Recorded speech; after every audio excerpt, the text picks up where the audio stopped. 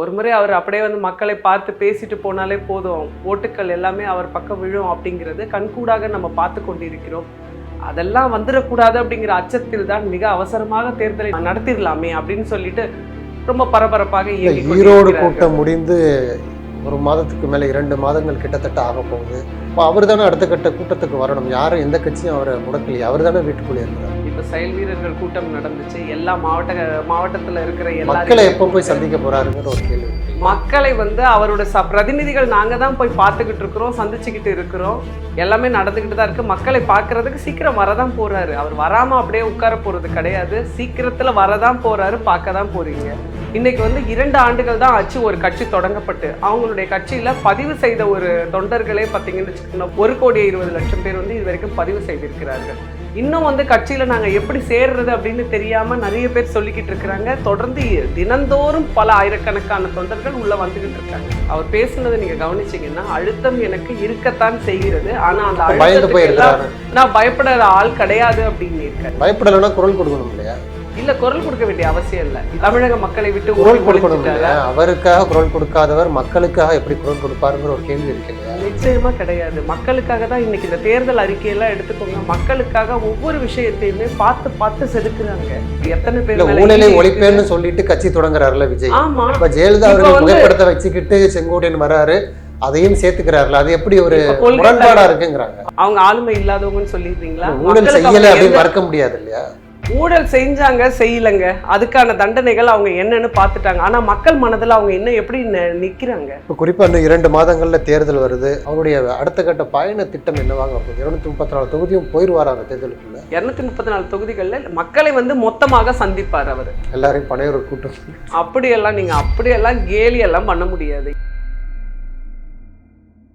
Liberty Tamil நேயர்களுக்கு வணக்கம். இன்றைய நேர்காணலில் நாம் சந்திக்க இருப்பவர் பெருந்தலைவர் காமராஜர் அவர்களின் வம்சவழி பேத்தி, தாவேகாவின் தேர்தல் அறிக்கை குழு உறுப்பினர் மயூரி கண்ணன் அவர்கள். வணக்கம் மேடம். வணக்கம். இந்தியா டுடே உடைய கருத்து கணிப்பு, இன்று தேர்தல் நடந்தாலும் திமுக கூட்டணிக்கு தான் அதிக வெற்றி வாய்ப்பு. அது நாடாளுமன்ற தேர்தலானாலும் சரி, சட்டமன்ற தேர்தலானாலும் சரி. தாவேகாவுக்கு 15% தான் வாக்கு வங்கி இருக்குன்னு இந்த கருத்து கணிப்பு சொல்லுது. இதில் குறிப்பாக தாவேகாவுடைய நிலைப்பாடு, யாருமே கூட்டணிக்கு இது வரைக்கும் வரலை, ஆனால் எங்களுக்கு 40% மேலே வாக்கு வங்கி இருக்குன்னு தாவேகா தரப்புல இருந்து சொல்லப்படுது. இன்னும் தேர்தலுக்கு 1 மாதங்கள் தான் இடைவெளி இருக்குது. ஏப்ரலில் தேர்தல் நடந்து முடியும்னு கூட தகவல் வருது. ஆனால் இன்று வரைக்கும் விஜய் வந்து இன்னும் பிரச்சாரத்தை ஆரம்பிக்கலை. இது வரைக்கும் ஒரு 6-7 கூட்டங்கள் தான் போட்டிருக்கிறாரு. இந்த தேர்தலில் தாவேகா வெற்றி பெறும் அப்படின்னு சொல்கிறாங்கல்ல, அது குறித்து ஒரு தாவேகாவுடைய தேர்தல் அறிக்கை குழு உறுப்பினராக உங்களுடைய பார்வை என்ன?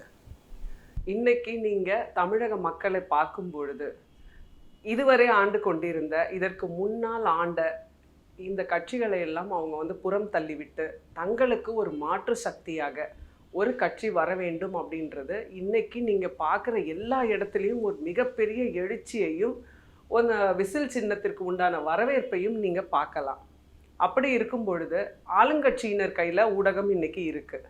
அப்படி இருக்கும்போது அவங்க இன்றைக்கே தேர்தல் வந்தால் கூட எங்களுக்கு நல்லா இருக்கும் அப்படின்னு சொல்கிறதெல்லாம் நம்ம எல்லா இடத்துலையும் பார்க்க முடியுது. கருத்து கணிப்புகள் வந்து ஒரு வீட்டையும் போய் யாரும் தட்டி கேட்க போகிறதில்ல. பொதுவான ஒரு பார்வையில் கருத்து கணிப்புகள் இருக்குது.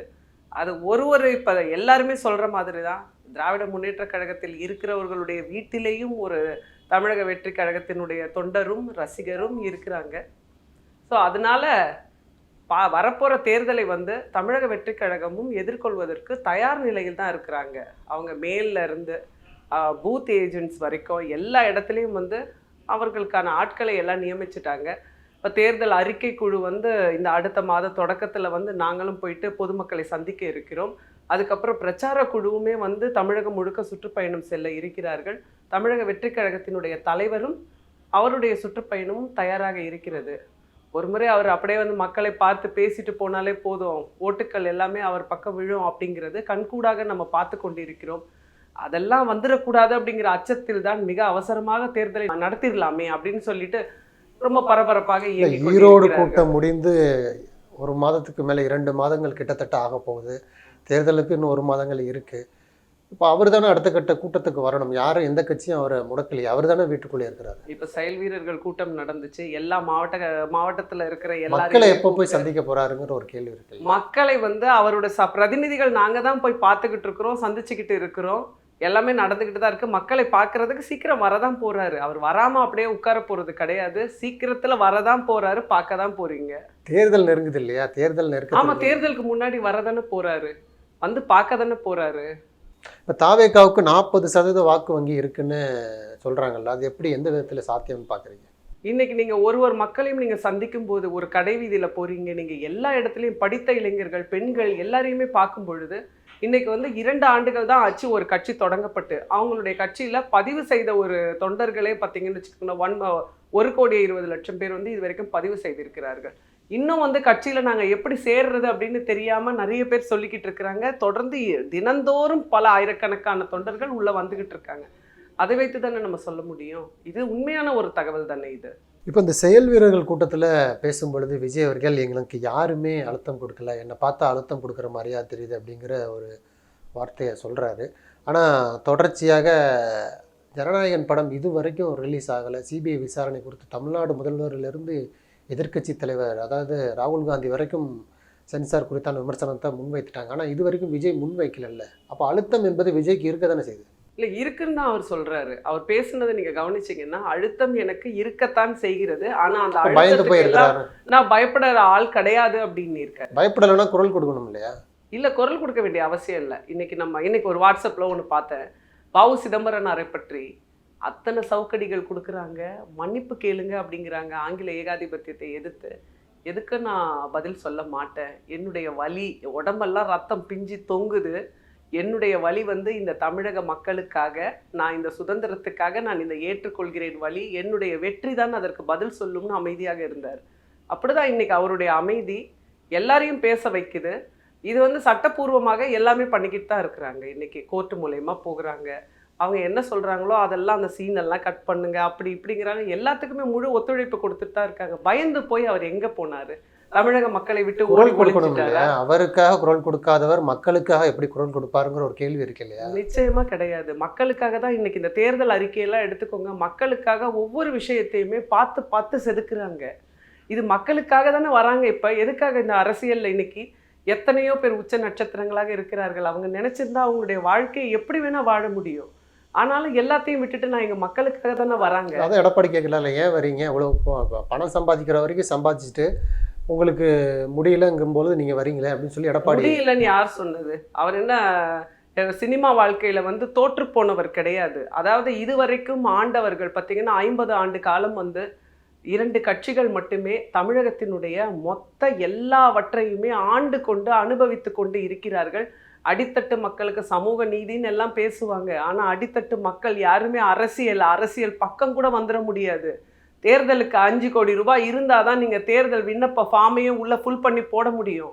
இவங்கெல்லாம் வந்து அடுத்தவங்க யாரும் உள்ள வந்துடக்கூடாதுங்கிறதுல ஒரு கோட்டை மாதிரி கட்டி உட்கார்ந்துகிட்டு இருக்கு. தாவேக்காவிலும் பல்வேறு போராட்டங்கள் நடைபெற்றுல, பணம் வாங்கிட்டு காசு பதவி கொடுக்குறாங்கன்னு சொல்லி எவ்வளவு பேர் போராட்டம் பண்ணாங்க. எதுவுமே எல்லாம் சொன்ன விஷயங்கள் எல்லாம் உண்மை கிடையாது.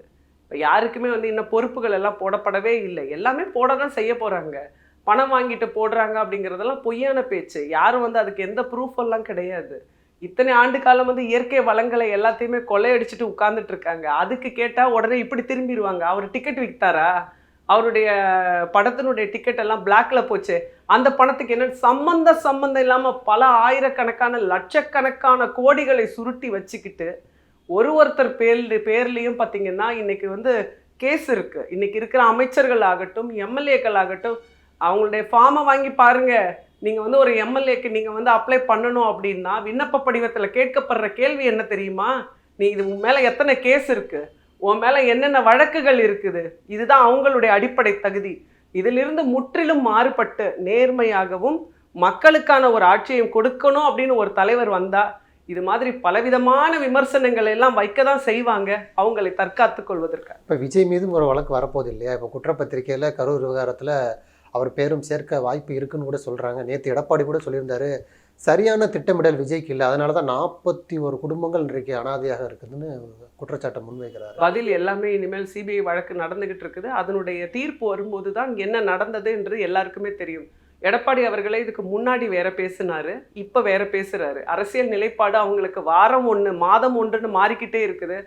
இல்ல எல்லாத்தையுமே தைரியமாக ஃபேஸ் பண்ணிக்கிட்டு இருக்கிறாங்க. எங்கேயும் ஓடி ஒளியில, எனக்கு நெஞ்சு வலின்னு சொல்லிட்டு ஹாஸ்பிட்டல்ல போய் படுத்துக்கிடல. தைரியமாக மக்களையும் சட்டத்திற்கான ஒரு முன்னாடி நின்று தான் பதில் சொல்லிட்டு இருக்காங்க. ஆனால் சரியான திட்டமிடல் அப்படிங்கிற வார்த்தையை தொடர்ச்சியாக தாவேக்க ஆரம்பத்திலேருந்து இப்போ வரைக்கும் எதிர்க்கட்சிகள் விமர்சனமாகவே இருக்குது. ஒரு கூட்டம் சரியாக ஆர்கனைஸ் பண்ண முடியலை, ஏதாவது ஒரு கூட்டம் நடந்தால் கூட பிரச்சனை ஆகுது, ஈரோடு கூட்டத்தோடு அப்படி நிற்கிது, இன்னும் ஒரு கூட்டத்தை முழுமையாக நடத்த முடியலை. அது சரியான திட்டமிடல் உள்ள தலைவர்கள் விஜய் கூட இல்லை விஜய்க்கு அந்த புரிதல் இல்லைன்னு ஒரு குற்றச்சாட்டு இருக்குல்ல, அது எப்படி பார்க்குறீங்க? புதிதாக ஆரம்பிக்கப்பட்ட கட்சி, நீங்கள் எதுவுமே ஒன்று புதுசாக நீங்கள் ஆரம்பிங்களேன், அது நீங்கள் ஒரு தொழிலாகட்டும் இல்லை எண்ணமுமே ஆகட்டும், புதிதாக தொடங்கும் போது சில பல விஷயங்களில் வந்து நம்ம பார்த்து தான் செய்கிற மாதிரி இருக்கும். கொஞ்சம் புரிதல் உங்களுக்கு வராது. ஒரு 1000 பேர் தான் கூடுவாங்க அப்படிங்கிறது இவங்களுடைய ஒரு எண்ணமாக இருக்கும். அங்கே 500 பேர் தான் வந்து உட்கார்ந்துருப்பாங்க. போகிறவங்க வரவங்கலாம் கூப்பிட்டு அதை கொடுக்குற இதை கொடுக்குறேன்னு உட்கார்ந்து தான் இத்தனை வாட்டு வந்து கட்சிகள் இவங்களாம் நடத்திக்கிட்டு இருந்தாங்க. 1000 பேர் கூடுவார்கள் என்று நினைத்த இடத்துல 10,000 இல்லை லட்சக்கணக்கான பேர்கள் கூடுவது என்பது அரசே அது எதிர்பார்க்காத ஒரு விஷயம்தான். போலீஸ் பாதுகாப்பு இவ்வளோ பேருக்கு எப்படி கொடுக்க முடியும் அப்படிங்கிறாங்க. அப்போ எல்லாருக்குமே இந்த தமிழக வெற்றி கழகத்தை வைத்து ஒரு சரியான புரிதல் இல்லாமல் தான் அப்படியே ஓடிக்கிட்டு இருக்குது. இவங்க பேசுறதெல்லாம் அரசியலுக்காகவும் இவங்க தேர்தல் நேரத்தில் வந்து புரிதல் இல்லாமலும் பேசக்கூடியவர்கள். விஜயுடைய அலட்சியம்னு சொல்கிறாங்க. அதாவது இப்போ மலேசியாவில் ஆடியோ லான்ச் நடக்குன்னா ஒரு நாள் முன்பு போகிறாரு, கரூர் சிபிஐ விசாரணைனா ஒரு நாள் முன்பு கூட போகிறாரு, இல்லைன்னா சீக்கிரமாக போகிறாரு. பிரச்சார கூட்டம்னா ரொம்ப தாமதமாக வராரு. இதுதான் எல்லா விதத்துக்கும். நானும் ஒரு கட்சியில் 10 ஆண்டு காலம் பயணிச்சிருக்கிறேன். நீங்கள் வந்து அந்த கட்சியில் வந்து ஒரு பத்திரிக்கை கொடுப்பாங்க, இன்னைக்கு 5 மணிக்கு கூட்டம் நடக்குது அப்படின்னு. எந்த தலைவர்களாவது இதுவரைக்கும் 5 மணிக்கு வந்திருக்கிறாங்களா?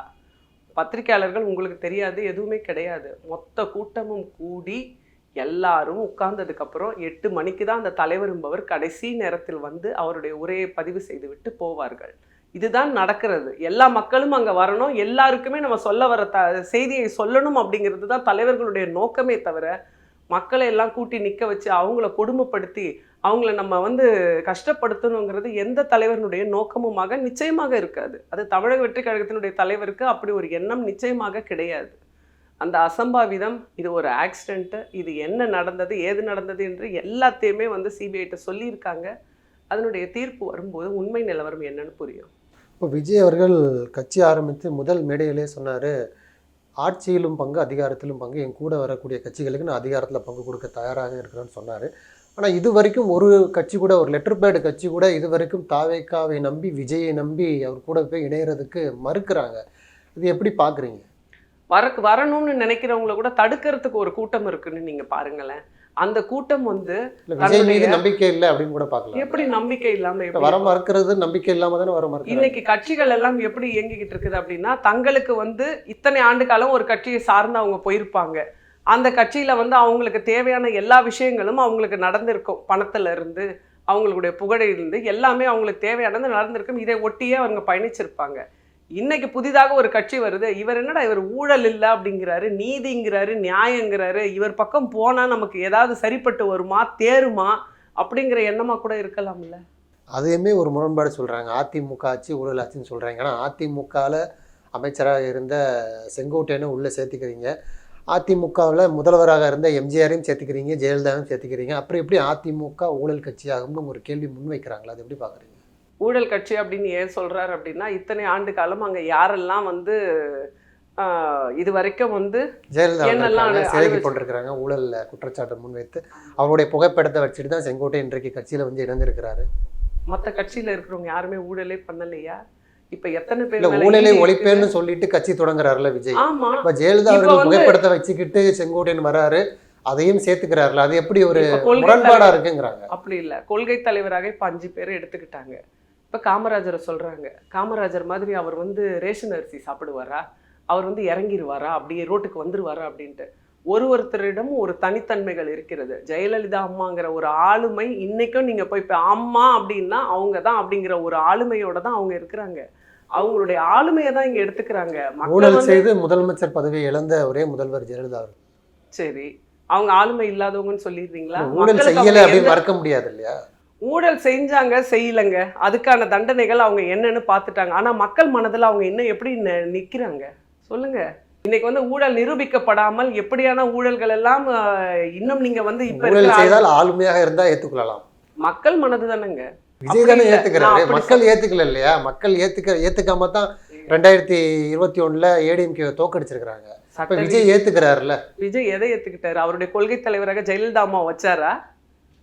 கிடையாது. கொள்கை தலைவராக செங்கோட்டையன் நீங்க விரும்பி வரீங்க. இன்னைக்கு இத்தனை பேர் இருக்கிறாங்க, வாக்களிக்கிறதுக்கு இருக்கிறாங்க. இதுல வந்து இப்ப இன்னைக்கு வாக்களிக்கிற யங்ஸ்டர்ஸ்னுடைய ஃபேமிலி எல்லாம் எடுத்துக்கிட்டீங்கன்னா நிறைய பேர் வந்து திராவிட முன்னேற்ற கழகத்தை பின்புலமாக கொண்ட அந்த குடும்பத்துல இருந்து வந்திருக்கிறாங்க. நிறைய பேர் வந்து அதிமுகவில் இருக்கிற குடும்பத்தை சேர்ந்தவர்கள் எல்லாம் வந்திருக்கிறாங்க. அப்பெல்லாம் இவங்கெல்லாம் ஏன் மாறவே கூடாதா? அவங்கெல்லாம் ஒரு மாற்றத்தை தேடி தானே போகணும் அப்படிங்கிறாங்க. அந்த கட்சியிலேருந்து வந்துட்டாரு, அப்போ அவர் ஊழலை ஆதரிக்கிறேன்னு எந்த இடத்துலையும் அவர் சொல்லவே இல்லையே. அவர்கள் யார், நீங்கள் யாரை வேணா வச்சுக்க. இன்னைக்கு நான் வந்து காமராஜரை மனசில் வச்சிருக்கிறேன், ஆனால் விஜயை வந்து என்னுடைய தலைவராக நான் இன்னைக்கு ஒரு மாற்றத்தை கொடுப்பார்னு ஏற்றுக்கிட்டு இருக்கிறேன். அப்போ வந்து நான் இல்லை நீங்கள் எப்படி அவரை வச்சுக்கிட்டு நீங்கள் எப்படி இவரை ஏற்றுக்கிடலாம்னு சொல்கிறது எந்த விதத்தில் அது சரியான முறையாக இருக்கும்?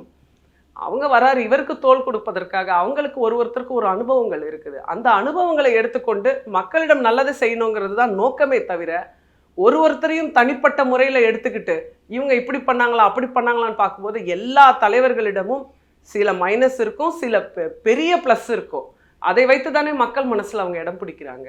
இப்போ கூட்டணிக்கு யாருமே வரலை. குறிப்பாக இப்போ விஜய் அவர்களுடைய தந்தை எஸ்.ஏ. சந்திரசேகர் காங்கிரஸுக்கு வெளிப்படையாக அழைப்பு கொடுக்குறாரு, வாங்க விஜய் கூட வந்து சேருங்க, அதிகாரத்தில் பங்கு கொடுப்பாருன்னு சொல்கிறாரு. அது எப்படி பார்க்குறீங்க? ஒரு கட்சியை நீங்கள் வெளிப்படையாக விஜயுடைய நிலை பார்த்து அவர் ரொம்ப வருத்தமாக இந்த பதிலை சொல்லிட்டாரு. அப்படி சொல்ல முடியாது. வருத்தப்படுறதுக்கு இங்கே என்ன இருக்குது? மகிழ்ச்சி அடைய தான் செய்யணும். இன்னைக்கு அவர் வந்து நின்னார்னா இத்தனை ஒரு கூட்டம், மக்கள் ஆர்ப்பரிக்கின்ற ஒரு கூட்டம், இளைஞர்கள் கூட்டம் அப்படிங்கிறது மகிழ்ச்சியான ஒரு விஷயம்தான். இல்லை, வர மறுக்கக்கூடிய ஒரு கட்சிகளை நீங்கள் வாங்க உங்களுக்கு அதிகாரத்தில் பங்கு கொடுக்குறோம் அப்படின்னு. இன்னைக்கு அரசியலே அதுதானே. இன்னைக்கு அரசியல்ல வந்து ஒருத்தரும் எதற்காக ஒரு குழுக்களை அமைத்து கொண்டு உங்களுக்கு இத்தனை சீட்டு தரோம், இத்தனை சீட்டு உங்களுக்கு தரோம், நீங்க கேட்கறது இதெல்லாம் செய்யறோன்ற பேச்சுவார்த்தை எப்படி தொடங்குது? பாவம் பார்த்தா கூப்பிடுறாங்க? கிடையாது. நாங்க இப்படி ஒரு வலிமையாக இருக்கிறோம், நீங்களும் கூட வரும்போது எக்ஸ்ட்ரா எங்களுக்கு ஒரு வலிமை வரும் அப்படின்னு தானே கூப்பிடுறாங்க. இது எப்படி தவறான செயலாகும்? இது எப்படி பாவம் பார்த்து கூப்பிடுறதுன்னு எப்படி சொல்ல முடியும்? இதை தானே திராவிட முன்னேற்ற கழகம் செய்கிறார்கள். அண்ணா திராவிட முன்னேற்ற கழகம் இப்படி தானே கூடுறாங்க. அப்படி இருக்கும்போது வாங்கன்னு கூப்பிடுறது இல்லைன்னா அவங்க தனியா இருக்காங்க, இன்னும் எங்கேயும் போய் சேரல. அப்படி இருக்கும்போது வாங்க, உங்களுக்கான ஒரு வாய்ப்பு இருக்குது. திமுக கூட சேர்ந்துட்டாங்களே. திமுக நேற்று கூட கனிமொழி அவர்கள் டெல்லிக்கு போய் ராகுல் காந்தி இன்னும் அவங்க வந்து சேர்ந்துட்டோம் அப்படின்னு எல்லாம் யாரும் ஸ்டேஜ்ல ஏறி கை தூக்கி நாங்கெல்லாம் ஒன்னா இருக்கிறோம், நாங்க தான் இந்த எலெக்ஷன்ல ஒன்னா இருக்க போறோம் இன்னும் பதில் வரல. அப்ப கடைசி வரைக்கும் முயற்சிக்கிறது தானே சரியான ஒரு அரசியலினுடைய பாதையாக இருக்கும். இப்போ காங்கிரஸ்ல தாவேக்காவுடைய ஸ்லீப்பர் செல் இருக்கிறாங்க, கூடிய விரைவில் தாவேக்காவிடம் காங்கிரஸ் வரும்னு சொல்றாங்க. காங்கிரஸ்ல மட்டும் ஸ்லீப்பர் செல் கிடையாது, எல்லா கட்சியிலையுமே எல்லா கட்சியினருடைய ஸ்லீப்பர் செல் இருக்க தான் செய்வாங்க. அதை பற்றியெல்லாம் நம்ம யோசிச்சுக்கிட்டு இருக்க முடியாது. வந்தார்கள் என்றால் மகிழ்ச்சி, வரலன்னா மக்களுடன் சேர்ந்து இந்த கூட்டணி பெரும்பான்மையான ஓட்டு வித்தியாசத்தில் வெற்றியை தழுவார்கள். இப்போ குறிப்பாக விஜய் அவர்கள் கட்சி ஆரம்பித்து பிரச்சாரம்லாம் பல்வேறு திட்டங்கள் வகுத்திருந்தார். இந்த கரூர் சம்பவத்துக்கு பிறகு எல்லாமே முடங்கி போயிடுச்சு. சிபிஐ விசாரணையில் சிக்கியிருக்கிறாரு.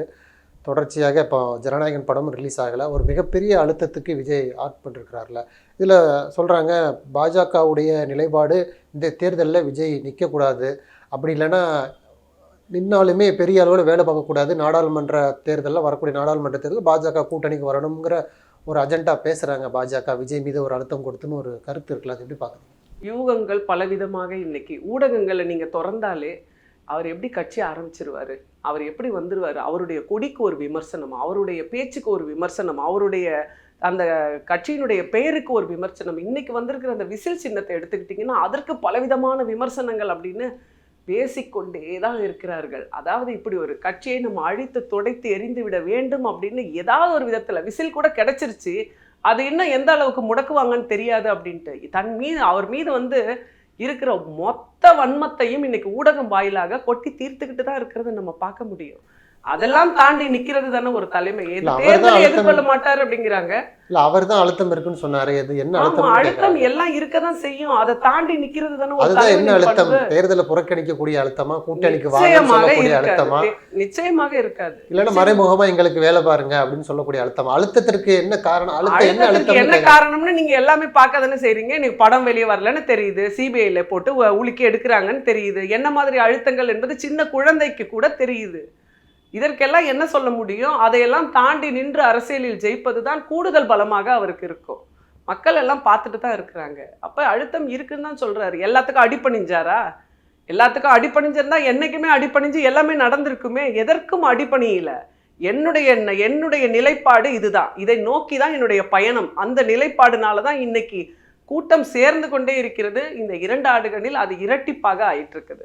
இப்போ குறிப்பாக விஜய் அவர்கள் முன்னாடி ஆரம்ப மேடையிலிருந்து இப்போ கடைசி மேடைக்கு முந்திர மேடை வரைக்கும் திமுகவுக்கும் தாவேக்காவுக்கும் தான் போட்டின்னு சொல்லிட்டு இருந்தார். அதிமுகவது விமர்சனமே வைக்கல. இப்போ கடந்த மேடையில் அதிமுக குறித்து விமர்சனம் முன்வைத்திருக்கிறாரு. இதற்கு முன்பு ஆண்ட ஊழல் கட்சி அப்படிங்கிறாரு.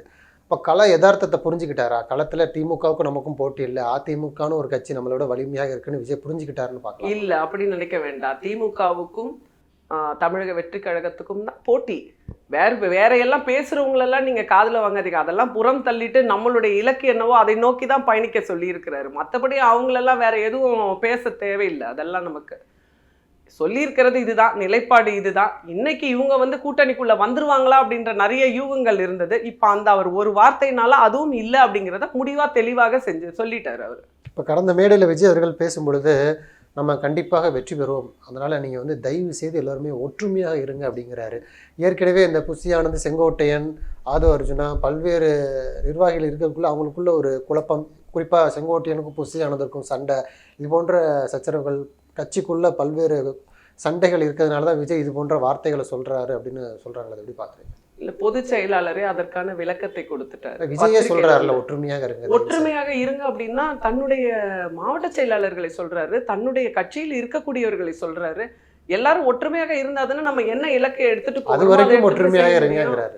எது வரைக்கும்? தேர்தல் வரைக்கும் ஒற்றுமையாக இருங்க தயவு செய்து. ஆமா, அப்பதானே வேலை பார்க்க முடியும். இன்னைக்கு எங்க ஃபேமிலி இருக்கு, நான் ஒரு விஷயம் செய்ய போறேன் அப்படின்னா வாங்கப்பா பிள்ளைங்க எல்லாருமே ஒன்னா இருக்கணும், நம்ம ஒன்னா இருந்து தான் செய்ய முடியும்னு ஒரு குடும்பத்துக்குள்ளேயே நாங்க சொல்லும் போது எல்லாரும் அப்படித்தானே சொல்லுவோம். நம்ம எல்லாரும் ஒத்துமையாக இருந்தால் தான் இது சக்ஸஸ் பண்ண முடியுங்கிறது நீங்கள் ஒரு வேலை பார்க்கக்கூடிய இடத்துலையே ஆகட்டும், ஒரு குடும்பத்திலேயே ஆகட்டும், எல்லா இடத்துலையுமே இது சொல்லக்கூடிய வார்த்தை தானே, தவறான வார்த்தை கிடையாது இது. எல்லாரும் ஒற்றுமையாக இருப்போம். நம்ம எந்த ஒரு சின்ன அதாவது ஒரு ஃபேமிலிக்குள்ளேயே கூட சின்ன விஷயங்கள் இருக்கும். நான் இப்படி சொல்கிறேன், நான் அப்படி சொல்கிறேன்ற மாற்று கருத்துக்கள் இருக்கும். அதெல்லாத்தையும் ஒத்தி வச்சுட்டு எல்லாரும் ஒற்றுமையாக இருந்து இந்த தேர்தலை எதிர்கொள்வோம் அப்படிங்கிறது அதோட அர்த்தம். மற்றபடி அவங்களா இவங்களா அப்படிங்கிறதெல்லாம் இதில் அப்படியெல்லாம் அவர் தனிப்பட்ட முறையில் எதுவுமே சொல்லலை. இப்போ குறிப்பாக இன்னும் 2 மாதங்களில் தேர்தல் வருது. இன்னும் விஜய் 234 தொகுதிக்கும் பிரச்சாரம் மேற்கொள்ளணும். அவருடைய அடுத்த கட்ட பயண திட்டம் என்னவாக இருக்கும்? 234 தொகுதியும் போயிடுவாரா அந்த தேர்தலுக்குள்ள? இல்லை, பயண திட்டங்கள் எல்லாமே விரைவில் வெளிவந்துடும். 234 தொகுதிகளில் மக்களை மொத்தமாக சந்திப்பார் அவர். எல்லாரையும் பனையூர் கூட்டம் அப்படியெல்லாம் கேலியெல்லாம் பண்ண முடியாது. இதுக்கு முன்னாடி அவர் மக்களை சந்திக்காதவரா? போராட்டம் நடத்தியவர்களும் சரி, கரூர்ல உயிரிழந்த குடும்பம் எல்லாத்தையுமே பனையூர்ல கூட்டம். கரூர்ல என்ன நடந்தது அப்படின்ற எல்லா பத்திரிகையாளர்களுக்கும் நல்லா தெரிஞ்ச ஒரு விஷயம். எத்தனையோ கூட்டங்கள் நடந்திருக்கிறது, அங்கெல்லாம் எப்படி கூட்டங்கள் நடக்கும், இங்க என்ன நடந்தது, என்ன மாதிரியான விஷயங்கள் எல்லாம் சுற்றி சூழ்ந்து நடந்தது அப்படிங்கிறது அத்தனை ஊடகத்துக்கும் உண்மை நிலவரம் என்னன்னு தெரியும்.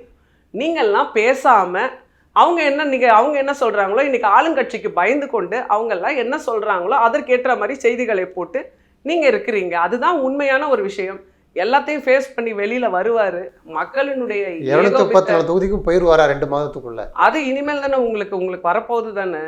அவர் எங்கெல்லாம் பயணிக்க போறாருங்கிற லிஸ்ட் போட போறாங்க, போட்டு அதன்படி பயணிக்க போறாங்க தான். நிச்சயமா பார்ப்பாரு. இன்னைக்கு தொடங்கப்பட்ட இவ்வளோ ஷார்ட் பீரியட்ல தமிழகம் மட்டுமல்ல இந்தியா முழுக்கவுமே பேசுகின்ற ஒரு தலைவராக யார் இருக்கிறார் அப்படின்னா நம்மளுடைய வெற்றி கழகத்துடைய தலைவர் தான் இருக்கிறார். உங்க எல்லாருக்குமே தெரியும். அப்படி இருக்கும்போது மக்கள் என்ன தீர்ப்பு சொல்கிறார்களோ அதுதானே நடக்க போகுது. அதுதான் அந்த ஒரு பெரிய மாற்றத்திற்கான அலை இன்னைக்கு பெரிய அளவுல வீசிக்கிட்டு இருக்கு. ஒவ்வொருத்தருடைய நம்ம போக்குற எல்லா இடத்துலையும் பார்க்குறோம், கேட்குறோம். ஒரு விசில் சத்தம் எல்லா இடத்துலையும் ஒழிச்சுக்கிட்டு இருக்குது. அது அத்தனை வாக்குகளாக மாறி பெரும்பான்மையான ஒரு ஓட்டு வித்தியாசத்தில் தமிழகத்தினுடைய முதல்வராக அரியணையில் நிச்சயம் அமர்வார் எங்களுடைய தலைவர் விஜய் அவர்கள். குறிப்பாக அந்த விஜய் ரசிகர்கள், அதாவது தாவேக்காவுடைய தொண்டர்கள் குறித்து இந்த விசில் சின்னம் வந்தது கூட விசில் அடிச்சா குஞ்சுகள்னு சொல்லி ஒரு விமர்சனம் முன் வருதில்லை, அதை எப்படி பார்க்குறீங்க? நான் முன்னாடி சொன்ன அதே தான். எவ்வளவு காழ்ப்புணர்ச்சியும் வன்மத்தையும் கொட்ட முடியுமோ அவ்வளத்தையும் கொட்டுறதுக்கு இன்னைக்கு ஊடகத்தில் பணம் வாங்கிக்கிட்டு செயல்படுறதுக்கு நாங்கள் அவரை எதிர்த்து செயல்படணுன்ற அவங்க கட்சிக்காரங்க எல்லாருமா சேர்ந்து வெறி கொண்டு தாக்குதல் நடத்துறாங்க. ஆனா மக்கள் அதெல்லாம் என்ன ஆயிடும் தெரியுமா, பேக் ஃபயர் ஆகும்னு சொல்லுவாங்க பார்த்தீங்களா, அந்த மாதிரி தான் ஒரு இடத்துலையும் ஆயிக்கிட்டு இருக்குது. எல்லாருக்குமே ஓட்டு உண்டு தானே, தன்னுடைய வாக்காளர்களை தன் ஓட்டு போடக்கூடிய விஜய் ரசிகர்கள் ஓட்டு இல்லைனா ஓட்டு இல்லாமல் எப்படி இருப்பாங்க? ஓட்டு இல்லாமல் ரசிகர்களாக இருப்பார்கள். அவங்க எல்லாம் ஓட்டு போடுறவங்க எல்லாருமே அவருடைய தொண்டர்களாக இருக்கிறார்கள். அதனால ஓட்டு இல்லாதவங்கெல்லாம் எப்படி? அவருக்கு அந்த இதுலேயும் ரசிகர்கள் இருக்கிறாங்க. அது பெரிய பலம் தானே. இன்னைக்கு அரசியலுங்கிறது யாரெல்லாம் பேசுவாங்க? ஸ்கூல் ஸ்டூடெண்ட் அரசியல் பேசி பார்த்துருக்கிறீங்களா? காலேஜ் ஸ்டூடெண்ட் அரசியல் பேசி பார்த்துருக்கிறீங்களா? வெறும் டீ கடையில் மட்டும்தான் உட்காந்து அரசியல் பேசுவாங்க. இன்னைக்கு ஒரு பள்ளிக்கூடத்திலும் கல்லூரியிலும் பெண்களும் வேலை செய்கிற இடத்துல அத்தனை இடத்துலையும் அரசியல் பேசுகிறாங்க இளைஞர்கள். அப்படின்னா அதற்கு ஒரே ஒரு காரணம் நம்மளுடைய தலைவர் விஜய் அவர்கள் மட்டும்தான். அது உண்மையான ஒரு விஷயம். அப்படி எல்லாருமே இன்னைக்கு அரசியல் பேசுகிறாங்க அப்படின்னா இத்தனை பேர் அரசியலுக்குள்ளே வந்திருக்கிறாங்க. இன்னைக்கு பார்த்தீங்கன்னா அத்தனை மாவட்ட செயலாளர்கள் எடுத்துக்கோங்க, அவங்களுடைய கட்சியில் இருக்கக்கூடிய அத்தனை பேரும் தொண்டர்கள் எல்லாருமே இளைஞர்கள். இது மாதிரி ஒரு பெரிய படை எந்த கட்சியில் இருக்கு? தமிழகத்தின் அடுத்த எம்ஜிஆர் விஜய் தான் சொல்றீங்களா? நிச்சயமாக மக்கள் யார் அதை அங்கீகரிச்சுக்கிறாங்களோ அவங்க தான் அடுத்த சூப்பர் ஸ்டாராக அவர் தான் நிற்பார் அரசியலில். நான் என்ன சொல்கிறேன், இப்போ எம்ஜிஆர் சாதிச்சாரு நான் சொன்னேன்னு வச்சுக்கோங்களேன், அவர் மேலே ஒரு ஊழல் இருக்குது, அவர் மேலே ஒரு குற்றச்சாட்டு இருக்குதுன்னு நீங்கள் ஆரம்பிப்பீங்க. நான் அதுக்குள்ளேயே போக அவர் எம்ஜிஆர் தானே உதாரணமா காட்டுறாரு. எம்ஜிஆர் எப்படி ஒரே தேர்தலில் முதல் தேர்தலில் ஆட்சியை பிடிச்சாரு, அதே போல நானும் ஆட்சியை பிடிப்பேன். ஆமாம், மக்களுடைய பலம் இருக்கு, அதை வச்சு சொல்றாரு. அப்போ நானே எம்ஜிஆர்னு சொல்லலை, அவரை மாதிரின்னு சொல்றாரு. யாரும் யாராகவும் ஆக முடியாது. ஒருத்தருக்குமே ஒரு தனித்துவம் இருக்கும், ஒரு தனித்தன்மை இருக்கும். அவர் எப்படி செஞ்சாரோ, அவர் எப்படி ஆட்சியை பிடிச்சாரோ அவர் மாதிரி நானும் பிடிப்பேன்னு சொல்றாரு அவர். நான் எம்ஜிஆர்னு அவர் எங்கேயுமே குறிப்பிடலை. நன்றி. நிறைய தகவல்களை நேயர்களுக்கு சொல்லியிருக்கீங்க. உங்களுடைய நேரத்துக்கு நன்றி.